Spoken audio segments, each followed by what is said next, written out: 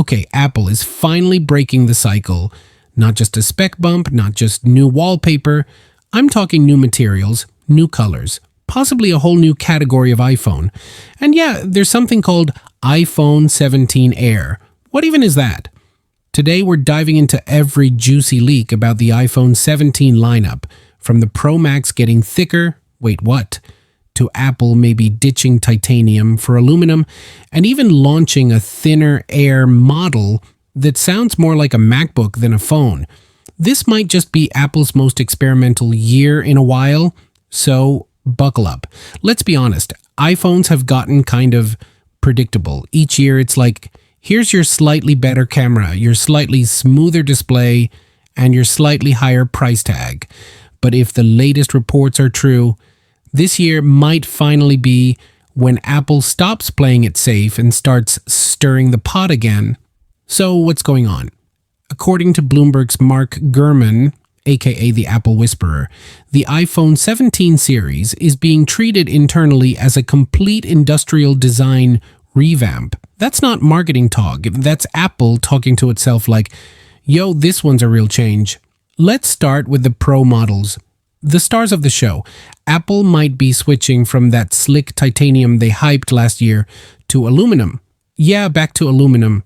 Sounds like a downgrade, right? But hold on, aluminum is lighter, easier to shape, and if done right, could help with thermal performance, plus it's cheaper, which means the phone will still cost $1,200 just now with more profit. The back design's also changing. Leaks say it'll feature a part aluminum, part glass finish. So imagine something more hybrid, not full glass, not full metal, but a blend that could feel futuristic, rugged, and maybe even reduce those greasy fingerprints. And yes, the Pro Max is getting thicker, which might sound like a downgrade until you realize it could mean better battery or finally enough room for Apple to stuff in even more camera tech, for those 10x optical zoom selfies from across the street. Now for the fun part, colors. The iPhone 17 and 17 Plus, the base models, might ditch ultramarine and teal for green or purple. No word on which will survive. Apple probably has a color Hunger Games going on behind closed doors. As for the Pro models, leaks suggest we might be getting a new sky blue finish. I don't know if it'll be frosty, glossy, matte, or whatever, but if it's anything like that Sierra blue from the 13 Pro era, I'm in. And if you're like me and judge phones based on how good they'll look with a clear case, this might be your year. But the biggest mystery, a device internally referred to as the iPhone 17 Air. Now before you panic, no, it's not going to float away. Air is likely a reference to something super thin, super light, and maybe even targeted at a whole new audience. Think of it like the MacBook era phones, sleek, minimal, possibly compromised in some areas, battery, camera, who knows, but designed to be the most portable iPhone ever. Perfect for students, travelers, or people who think the Pro Max is basically an iPad with a SIM card. Could it be Apple's answer to the growing demand for mini form factors without going full retro? Maybe. Could it have garbage battery life like the original iPhone SE? Also maybe, but whatever it is, the name alone already has people buzzing. And here's where it gets really interesting. Gurman says this is just a stepping stone. Apple is apparently planning an even more drastic change in 2026 with a smaller dynamic island and eventually, a foldable iPhone.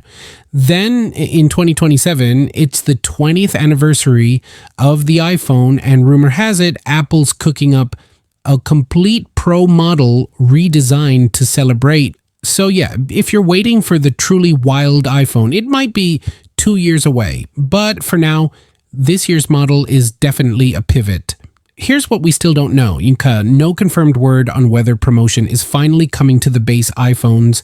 No hard details on how the camera layout will change, although analysts say the rear camera island might be getting wider, probably to fit new sensors or that telephoto magic. And maybe, just maybe, we'll get a tweak to the dynamic island, though Gurman says don't count on it this year.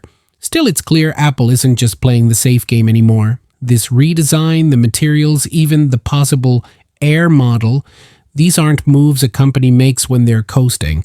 They're trying to reignite excitement, redefine premium, and yes, keep your attention.